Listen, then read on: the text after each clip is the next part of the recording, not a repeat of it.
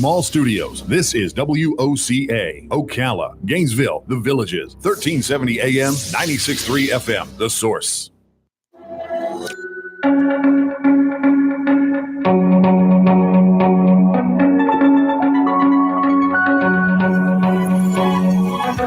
Five minutes after 11 o'clock. Thank you for tuning in. I had some really great teachers to help me understand how to parent. And those teachers were my parents. And I was one of the lucky ones. A lot of people don't have that. A lot of people don't have great parents or great teachers in parents, right? Mm-hmm. Now, in your case, I think it's probably the same as mine. Your mom and dad were probably the best role models you had for when the day came that you became a parent, right? Oh, yeah. Yeah. I've known a few people who are really good people, and then they get somehow involved in either alcohol abuse or drugs or something, and then they become parents, and those things don't mix very well, right? So what happens when you decide, okay, I'm going to straighten out my life, and then you're also going to be a parent, right? You're going to take on that job of parenting seriously, but you've got this other demon that's been hanging over your head. Gosh, that's like a whole topic that I wouldn't know much about. So we have a guest who knows a lot about it. He is Dan Major. He's written a book that's getting really good reviews on Amazon. The book is called Roots and Wings: Mindful Parenting in Recovery. Dan Major is a writer in long-term recovery. You probably figured that out already. He has 20 years experience as a psychotherapist. He's a clinical supervisor, a clinical director in behavioral health and addiction treatment settings, and he writes for Psychology Today as well as others, and he's on the phone right now to talk to us about this. Dan Major, good morning, sir. Thank you for being on our show. Good morning, Larry. Thank you so much for having me. You're welcome. Where are you right now? Right now, actually, I'm at a Best Western in Woodland Hills, California. I live in Las Vegas, but my wife and I are celebrating our anniversary. Oh, nice. And took a trip, and so I'm speaking to you from guest quarters myself this morning. So I have a question about this, and maybe this is a question that really belongs later on in the interview, but it's the first one that came to me. When somebody becomes a parent and they've also been an alcoholic, does the realization that they're a parent sometimes act as a catalyst to maybe what do I want to say? Make your mind up. Okay, I'm skipping this now because I know I've ruined my life. I'm not going to ruin this child's life. Does that ever happen where being a parent helps somebody to finally do the right thing and get off of the drugs or the alcohol? Absolutely, Larry. It can work so many different ways. Sometimes people have been in recovery and sometimes for a long time prior to having kids. Sometimes they're involved with alcohol and other drugs addictively.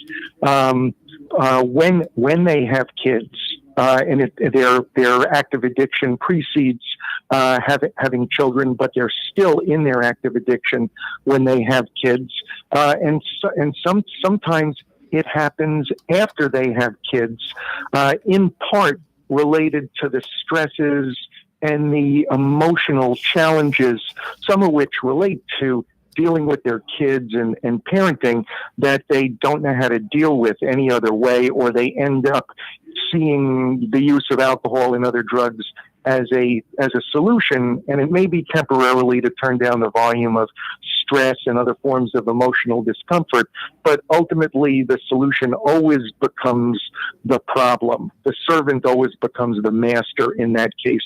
Right. And I know a great many people in recovery whose motivation to become clean and sober relates very directly to their motivation, their desire to be a better parent to their children, consistent with your point. And in some cases, to not do to their children what their parents effectively did to them to be better, to be different? I'm guessing, I'm just going to say it as a statement, and please correct everything I've got wrong here. So here's my guess. My guess is that the parent who went too far, who has been estranged from their children, maybe even divorced from their spouse, male or female, have they waited too long? Is there still hope for them? Can they also get back into healthy parenting?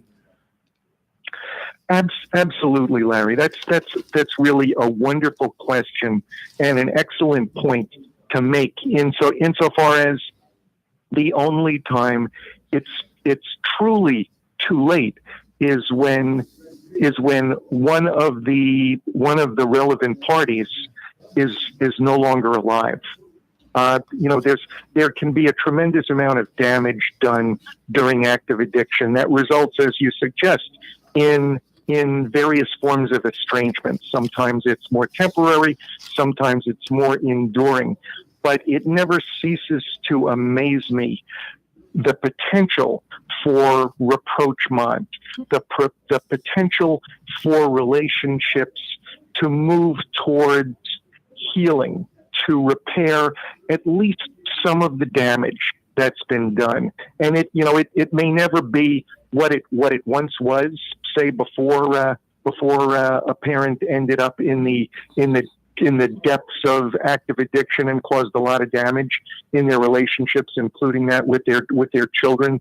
But I have seen multiple profound examples of parents getting their act together, in part with the aid of their recovery process and practices, and reestablish wonderfully healthy, positive relationships with their kids. And invariably, people want to be good parents, even if they didn't plan to become parents, even if it wasn't their conscious intent. Mm-hmm. I've never met a parent who wanted to be a lousy parent, who wanted to do damage to their children. And the issue is, so many people, especially those who have been caught in the throes of active addiction and are seeking recovery.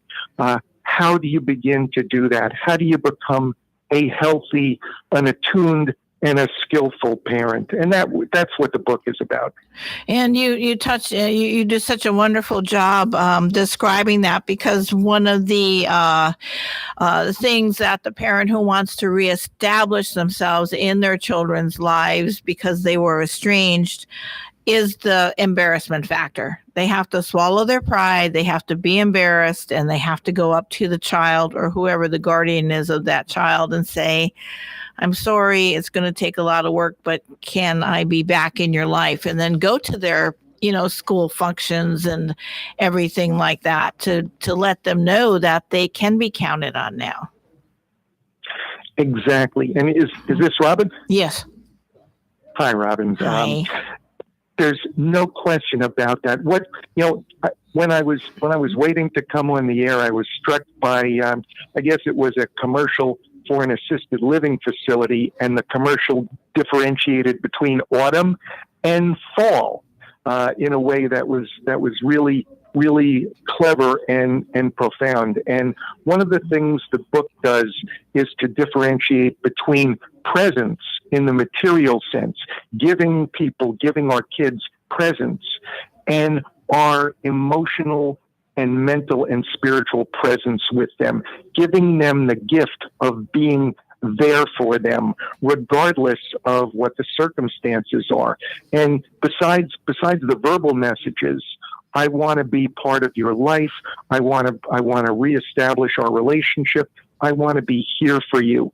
Much more, as important as those verbal messages are, much more important are what parents do, the extent to which they reach out consistently and clearly to be there for their kids, to send texts, to send emails, to call, and to show up, to as the recovery saying goes, to suit up and show up, even when the circumstance is difficult or challenging emotionally. And that's where mindfulness and its practices comes in terms of giving people tools, a set of practices, an approach to life where we can begin to become more consciously aware of, peace, and learn how to peacefully coexist with and walk through various forms of emotional discomfort, which is true for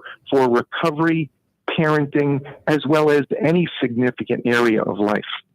The book is called Roots and Wings, Mindful Parenting in Recovery. Our guest is Dan Major. I'm going to give away the book at the end of the interviews and also tell you how to buy one.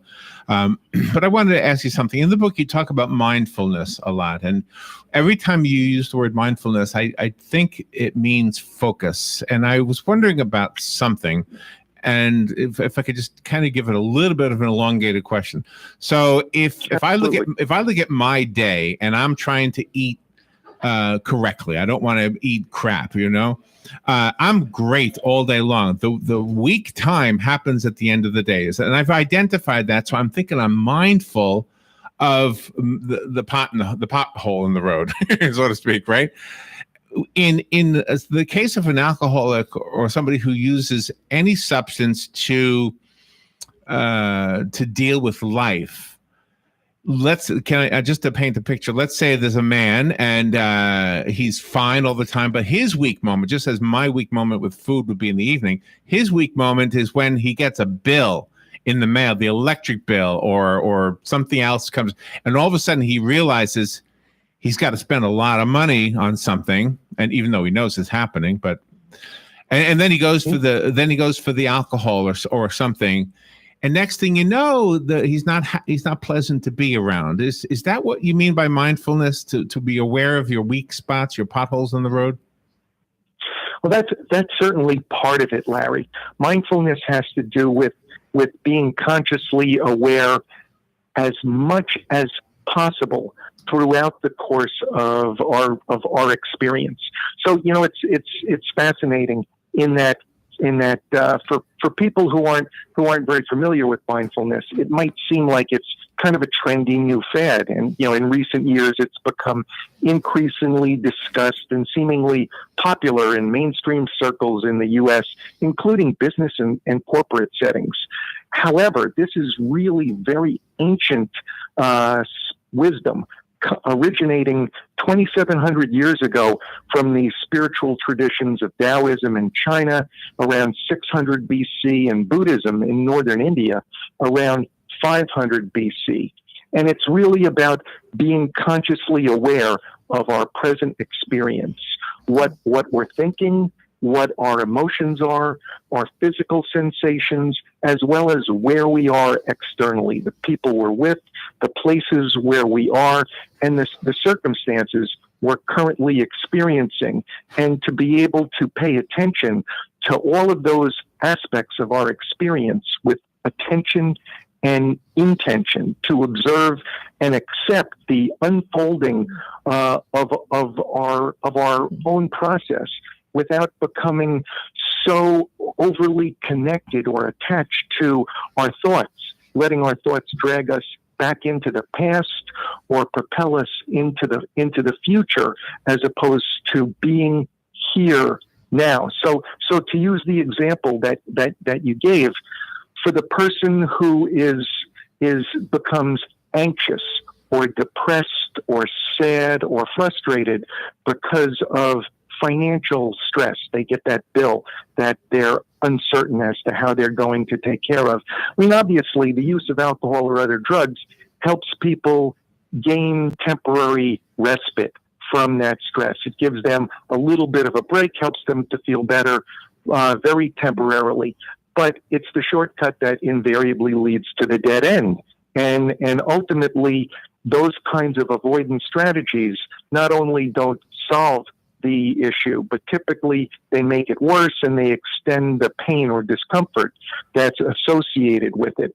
And so mindfulness is a set of teachings and ways of practicing simply being aware of the discomfort we experience, whether it's related to our thoughts, emotions, or physical sensations, and learning how to be more okay with it, learning how to peacefully coexist with it as graciously as we can, because the only way to get over this discomfort, whatever form it takes, is to go through it and allow it to run its course, even though admittedly that can be very uncomfortable.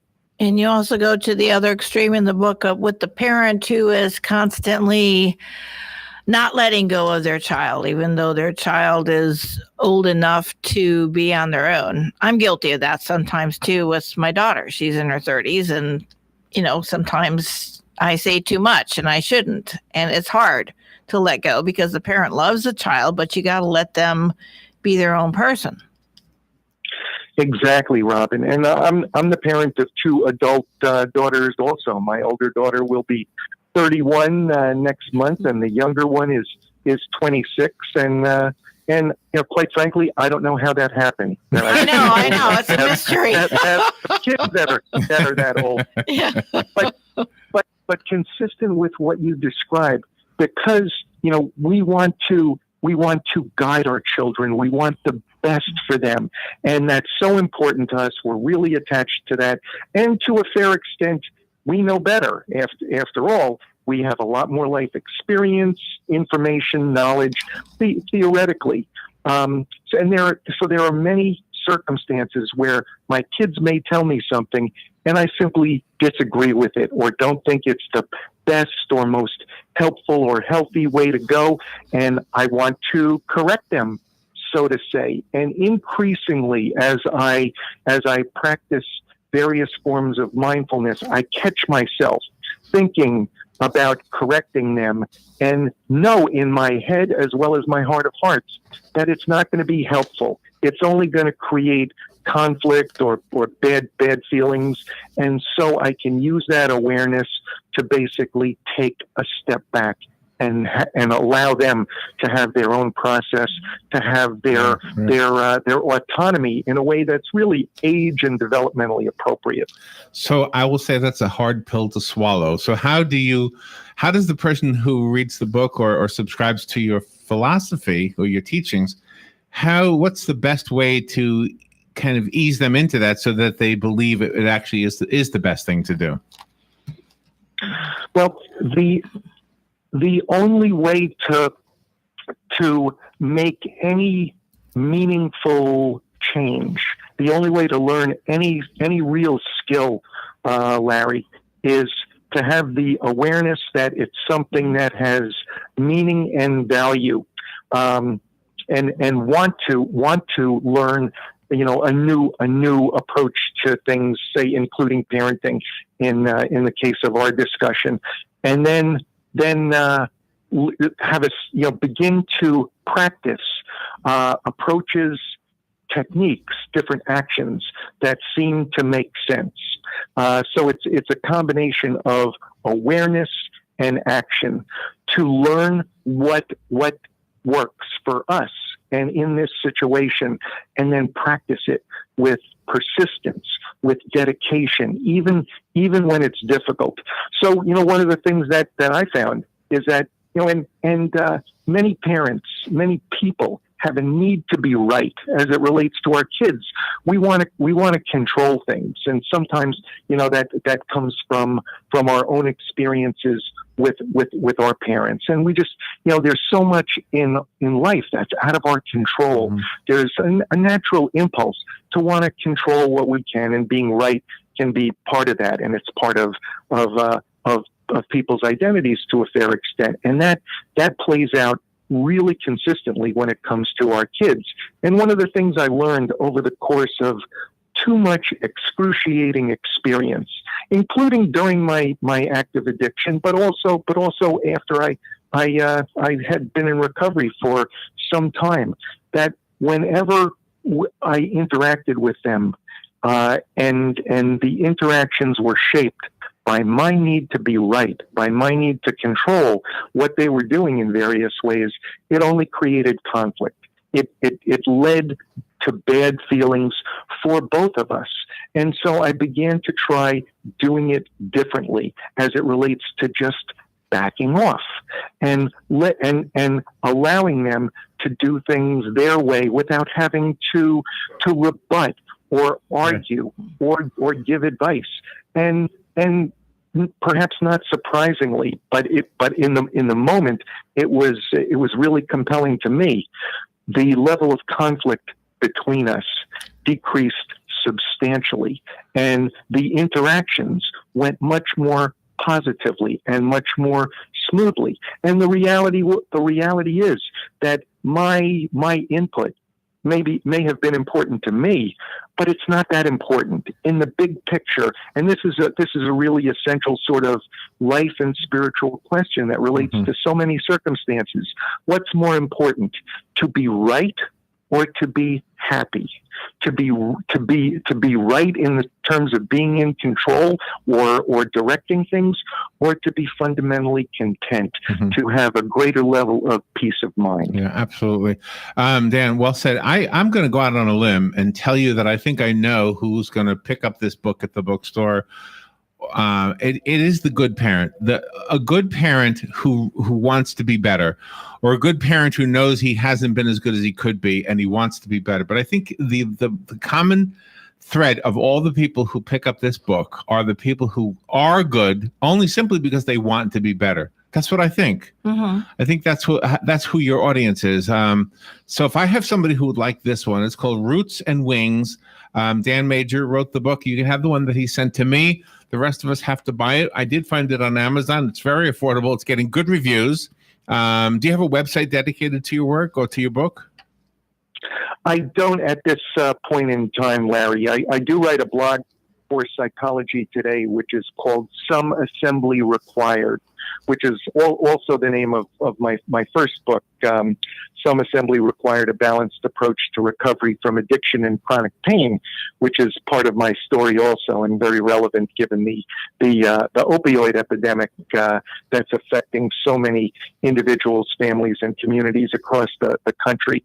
But the best place to get the book at this time is certainly Amazon. And recently it was on sale even for about 32% off as part of a promotion they were doing. And it's also available at some Barnes and Noble stores. Chapter 11 is the 12 steps and the 12 steps and mindful parenting. And the first line in the chapter says this: Kintsugi. Is that how you pronounce it?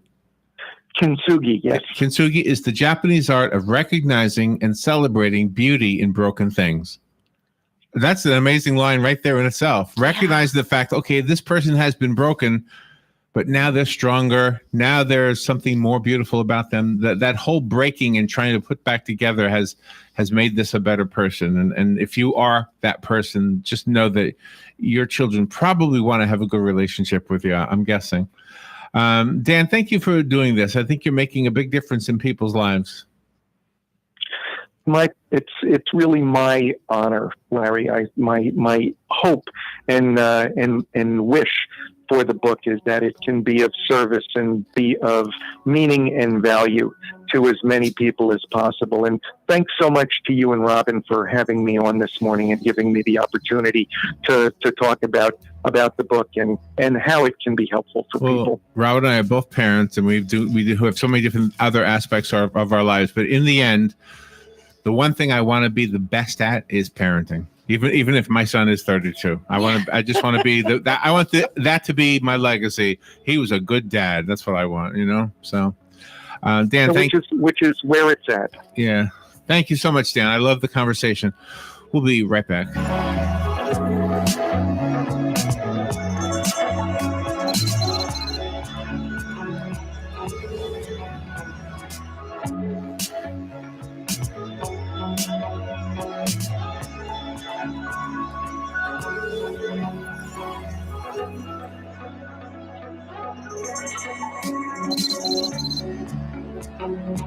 Broadcasting from the Paddock Mall Studios, this is WOCA, Ocala, Gainesville, The Villages, 1370 AM, 96.3 FM, The Source. Fox News Radio, I'm Chris Foster. A big storm could be just a few days away from the East Coast, maybe making landfall in the Carolinas or Virginia, with effects felt from Georgia to further up the mid-Atlantic. Hurricane Florence has rapidly gained strength over the weekend. The National Hurricane Center says the hurricane could develop into a Category 4